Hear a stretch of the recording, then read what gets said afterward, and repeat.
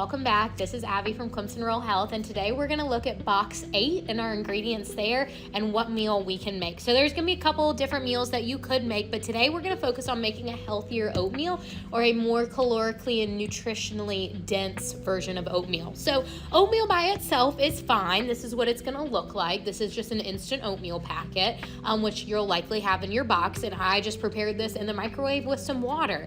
But there's a couple things we could do to really dress this up, and you can also apply what we're going to talk about to other meals and other snacks you may have.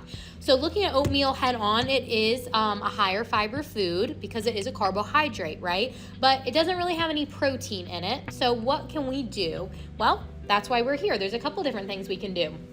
First and foremost, we can add some of our PB powder in there, some shelf-stable peanut butter powder, or to increase our calories, which I might recommend as well, is to use our peanut butter. So the difference between these two things is this is essentially the powdered version of peanut butter without the heart-healthy fats in it. It's purely protein, whereas our peanut butter right here has our heart-healthy fats in it, so this is gonna have more calories.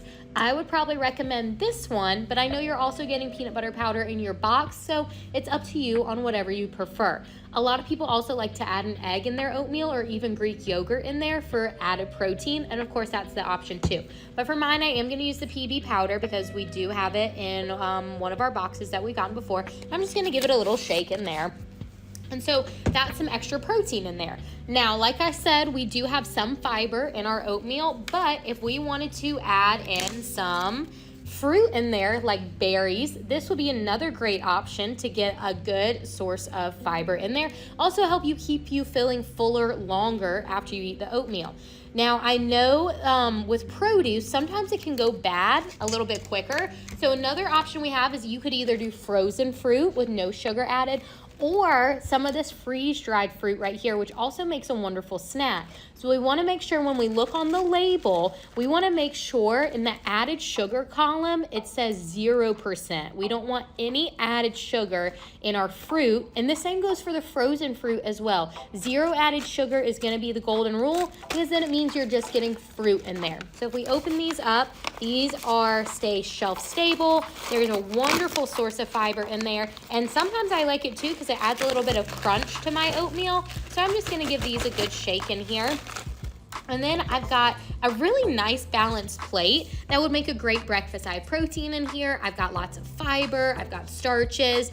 Would I love a vegetable on the side of this? Yes, in a perfect world, but this is a really good place to start. So that's how we wanna think when we're making our meals. What can I add to this to increase my protein, to increase the nutrition I'm getting? Maybe it's to add some more peanut butter, to add some more calories. I like to add olive oil to the things that I'm cooking, so not just sauteing in olive oil, but once you're done with your meal, drizzling it on top with some olive oil on there. We also want to think about, if you are trying to increase calories, using those salad dressings, like full fat salad dressings, whole milk, real cheese, things like that are going to really increase the caloric density or how many calories are in our food, which is really important when you're trying to recover from malnutrition or a hospitalization.